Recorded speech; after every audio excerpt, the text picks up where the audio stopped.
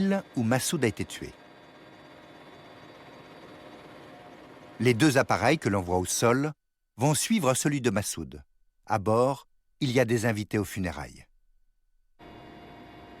300 km à parcourir.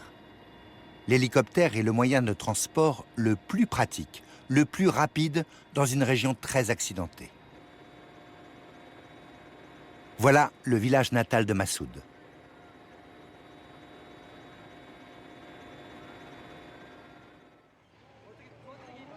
Depuis tôt ce matin, il arrive des hommes de toute la vallée, une vallée qui s'étend sur une centaine de kilomètres.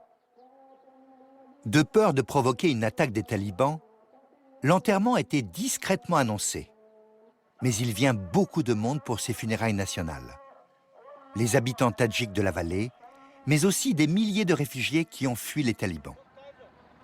Ce blindé russe remorque un canon qui va servir à transporter le cercueil jusqu'à la colline où Massoud sera enterré.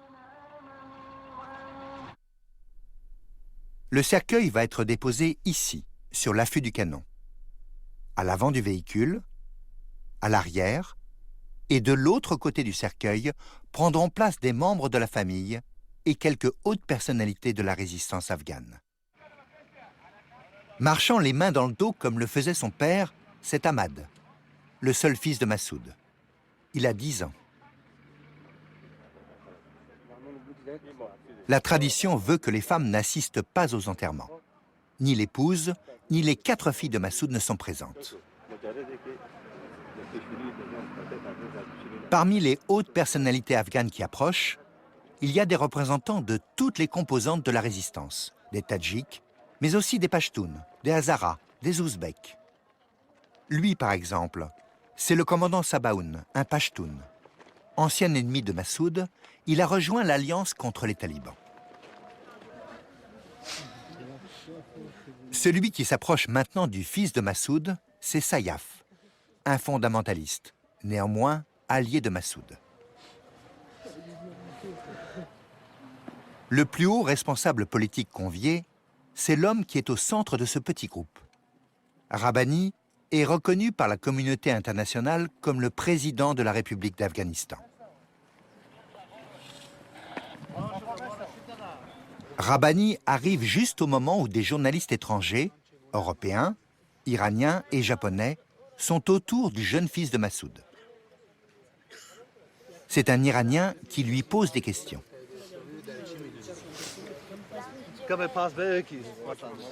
Le président Rabbani, qui est à droite, a un peu de mal à s'approcher. Hop! Un peu sans gêne, le caméraman qui arrive par la gauche manque de renverser Rabbani, qui se décide à contourner le groupe pour aller saluer un public plus accueillant. Les invités qui se tiennent un peu à l'écart.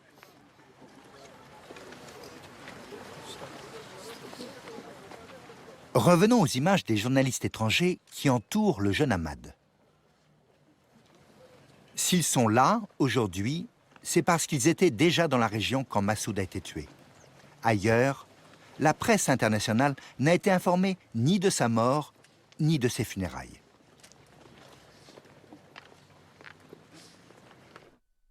En général, les journalistes rejoignent la région tenue par l'Alliance contre les talibans, où se trouve donc la vallée du Panjshir, en passant par le Tadjikistan. Mais ceux qui ont assassiné Massoud sont arrivés par le Pakistan, qui soutient les talibans. Et c'est dans un camp d'Al-Qaïda, près de Jalalabad, qu'ils ont séjourné avant d'entrer en contact avec la résistance. C'est tout à fait par hasard que des images montrant les 2 faux journalistes ont été enregistrées avant l'attentat, un jour où ils assistaient à une réunion avec Sayaf. C'est dans un mouvement de caméra pour montrer le public qu'ils ont été filmés. Là, ce sont eux. Ils viennent de Belgique et disent travailler pour une télévision des Émirats arabes unis. Voilà maintenant des images de celui qui prétend faire des prises de vue. C'est dans une batterie de cette caméra volée en France qu'ils vont cacher la bombe. Avant de l'utiliser contre Massoud, ils ont fait une interview du président Rabbani. À gauche, c'est celui qui se fait passer pour un journaliste.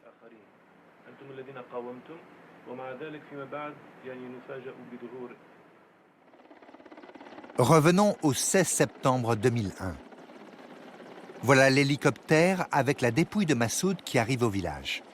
Il est à peu près 8 heures du matin. Ces hommes font partie de sa garde personnelle. Contrairement à la coutume, ce sont eux, et non la famille, les invités ou des habitants de la région qui vont porter le cercueil. Il avait été prévu que le visage du défunt soit montré aux proches. Mais la foule est trop difficile à contenir. Il est décidé de ne pas l'exposer maintenant. Celui qui court avec une caméra en main, c'est Youssef Janessar. C'est lui qui a filmé le transport à bord de l'hélicoptère. Il est vite descendu pour ne pas manquer l'instant où le cercueil va apparaître.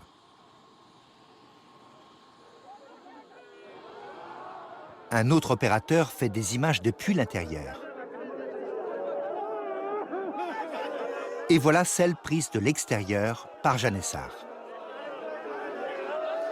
Revoyons ça très au ralenti. Regardez, arrivant par la droite, Rabbani tente de s'approcher pour porter le cercueil. Mais il n'y arrive pas. Les gardes de l'ancien chef militaire l'en empêchent. En bas de l'image, celui qui apparaît avec un turban noir à rayures claires, c'est Sayaf. Lui aussi est repoussé. La cérémonie commence. Tout au long du cortège, des fleurs vont être lancées par le public sur le cercueil. Le blindé attend un peu plus loin sur le parcours.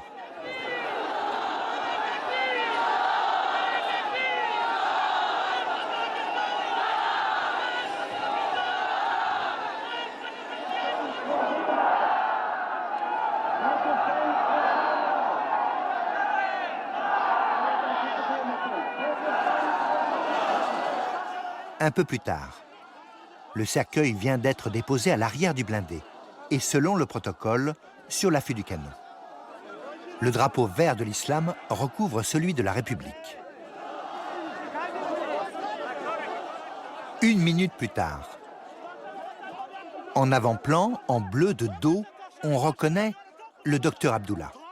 Proche de Massoud, il a une place de choix sur le blindé. Juste à côté de lui, c'est Samad, le chef des gardes du corps. En chemise claire, celui qui se hisse de l'autre côté du cercueil, c'est le commandant Fahim. Voilà des images tournées 3 minutes plus tard. Fahim est toujours debout, à la même place. Successeur de Massoud, il tient à être vu de tous. Regardons maintenant des images montrant l'avant du blindé. Un instant. Au centre, on reconnaît Ahmad, le jeune fils de Massoud. À gauche, c'est Tadjoudine, le beau-père de Massoud. Encore plus à gauche, c'est Oudout, un neveu. Il était tout à l'heure dans l'hélicoptère. Et de l'autre côté, c'est Ahmad Zia, un frère de Massoud. La famille est donc au premier rang. Et Sayaf s'est installé juste derrière.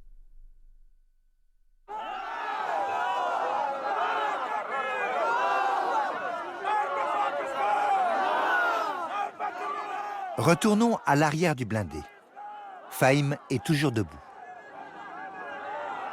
À droite, sur le toit d'une voiture, c'est Janessar, le caméraman. C'est lui qui est en train de faire ses images au passage du blindé. Il va ensuite remonter dans l'hélicoptère de Massoud pour survoler tout le cortège. D'autres opérateurs à ses ordres sont dispersés un peu partout dans la foule. Leurs images vont composer l'essentiel de la mémoire audiovisuelle de cette journée importante de l'histoire de l'Afghanistan.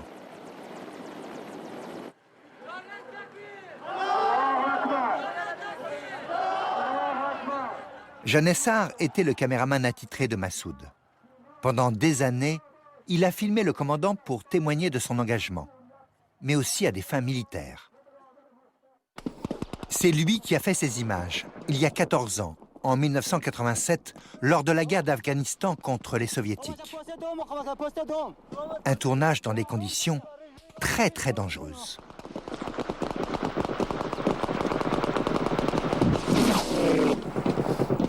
Revoyons ça plus lentement.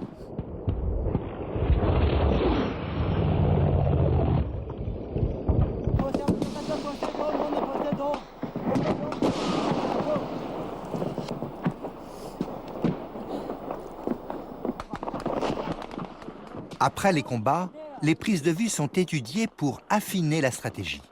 Une idée du commandant Massoud. Ces vues datent aussi de l'année 1987. Ces hommes observent de loin un fortin tenu par des troupes afghanes pro-soviétiques. Les images sont de très mauvaise qualité, mais peu importe. Elles servent à reconstituer en modèle réduit et en relief le fortin et ses alentours. Là, c'est du sable teinté qui est utilisé pour le tracé d'un cours d'eau. Un bâton en main, le commandant Massoud montre maintenant où les combattants vont prendre position. Le jour de l'attaque, d'autres images sont enregistrées. Le fortin est tombé aux mains de la résistance, et après les combats, ces prises de vue ont elles aussi été étudiées. C'est Youssef Janessar qui les a tournées. Il a commencé à travailler pour Massoud quand il avait 15 ans.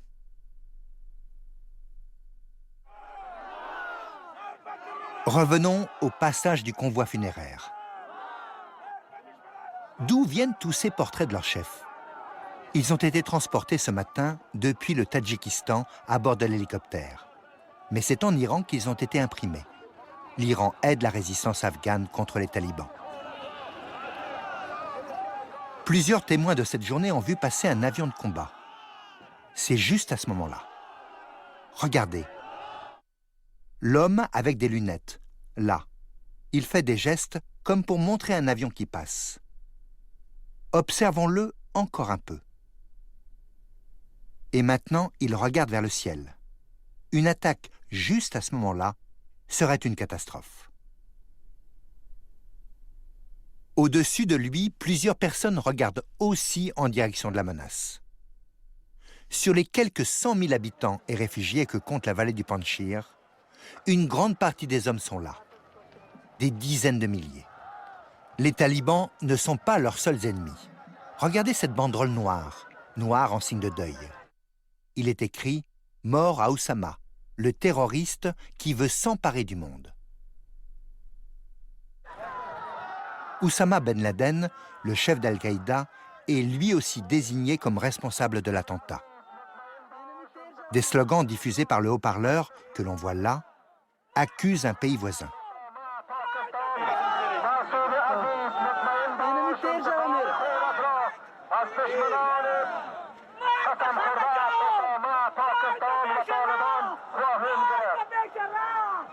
La vallée du Panjshir et les dernières zones de résistance sont plus fragilisées que jamais.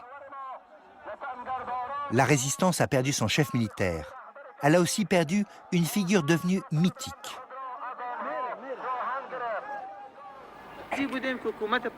Voilà des images de Massoud prises en 1982 dans la vallée du Panjshir. À 29 ans, il est déjà un des chefs de la lutte contre les troupes soviétiques.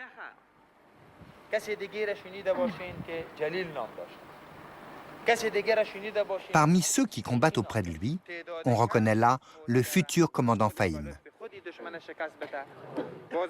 En 10 ans, le bilan de cette guerre sera très lourd. Plus d'1 million de morts, civils et militaires, sur une population d'environ 15 millions d'habitants. C'est en 1979 que l'Afghanistan a été envahi par l'URSS, le grand voisin du Nord. À la tête de quelques milliers de combattants, Massoud se retranche dans sa vallée du Panjshir. Il survit à 7 offensives de l'armée rouge. 20 ans plus tard, l'Afghanistan est aux mains des talibans. En avril 2001, la résistance est proche de l'effondrement. Massoud vient chercher de l'aide en Europe. Il est reçu en France par le ministre des Affaires étrangères, Hubert Védrine. Il est aussi invité à faire une intervention à Strasbourg, au Parlement européen. Devant cette reconnaissance internationale, il devient urgent pour ses ennemis de le faire disparaître. Afin de défendre sa cause, Massoud médiatise depuis longtemps son combat. Voici la dernière interview qu'il accorde quelques semaines avant d'être piégé par les 2 faux journalistes. Une des questions posées concerne Oussama Ben Laden. در صورتی که شما قدرت در کابل پس بگیرید آیا شما اسامه بن لادن ملل متحد تسلیم میدین یا نه؟ اسامه بن لادن خودش در افغانستان مرتکب جنایت بیشمار شده.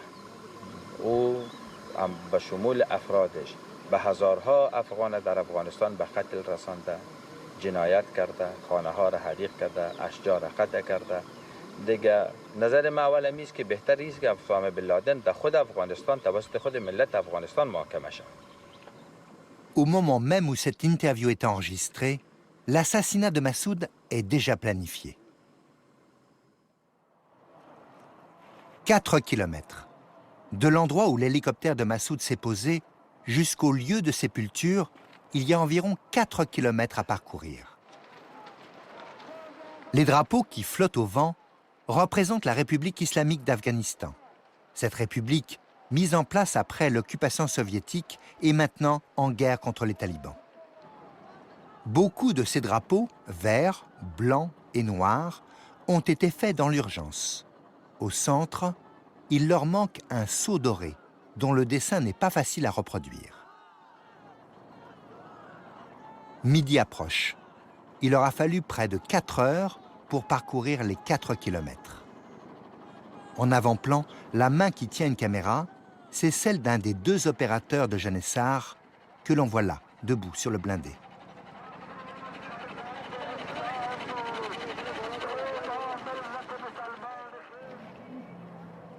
Sur la colline où il va être enterré, il y a déjà beaucoup de monde. Ceux-là ont préféré attendre sur place.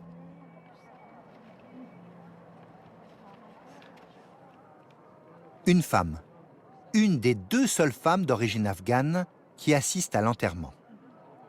Chirurgien en France, Nilab Mobarez était venu voir Massoud pour l'association humanitaire qu'elle dirige. Sur ces images prises d'hélicoptère, on aperçoit des femmes et des filles en tenue colorée. Elles regardent le cortège de loin, du haut des toits. On en voit là quelques autres. Sinon, le village est désert. Le moment de la mise en terre approche. Les anciens gardes du corps de Massoud viennent de porter le cercueil depuis le blindé. Nous sommes en haut de la colline. C'est ici que l'inhumation va avoir lieu. Ahmad, son fils, est déjà là. Mais qui dirige ce moment de la cérémonie? C'est Tadjoudine, le beau-père de Massoud. Il est le doyen de la famille. Il donne maintenant l'ordre d'ouvrir le cercueil pour que l'on puisse montrer le visage du défunt à la foule. Un geste qui provoque beaucoup d'émotions.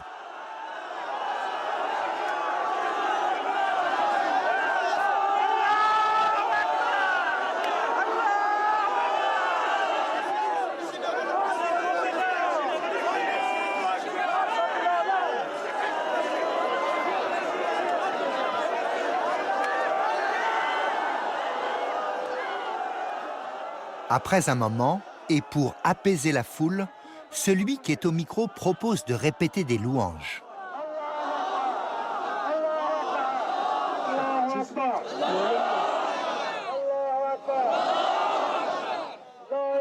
Revenons au moment de l'arrivée du cercueil. Dans un premier temps, il a été retourné pour que la tête du défunt soit orientée vers la Mecque. Puis le cercueil a été ouvert pour montrer son visage. Puis le corps est extrait du cercueil et mis en terre. Ensuite, parmi les proches, ceux qui le souhaitent se relaient pour combler la tombe. Selon la tradition afghane, 2 pierres plates sont enfin posées verticalement.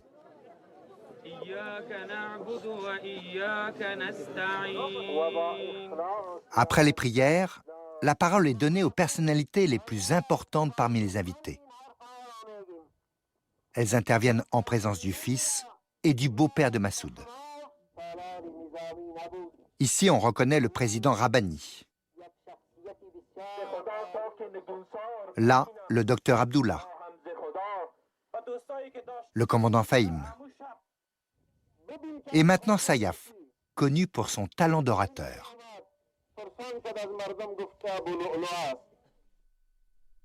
Ses dirigeants ont caché la mort de Massoud le plus longtemps possible. Cet assassinat les fragilise. Mais ils tiennent à se montrer unis et déterminés à poursuivre leur combat contre les talibans.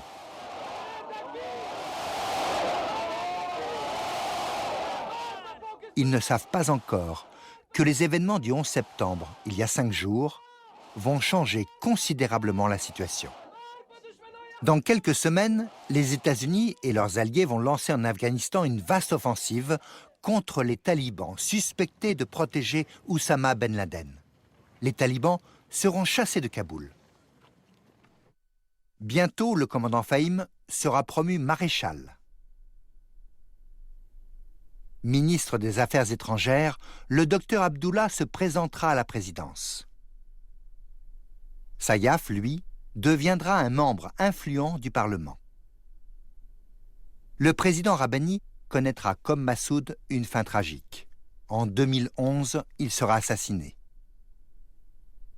Quant au caméraman Youssef Janessar, il va tout faire pour préserver les images du commandant Massoud, filmées depuis le début des années 1980.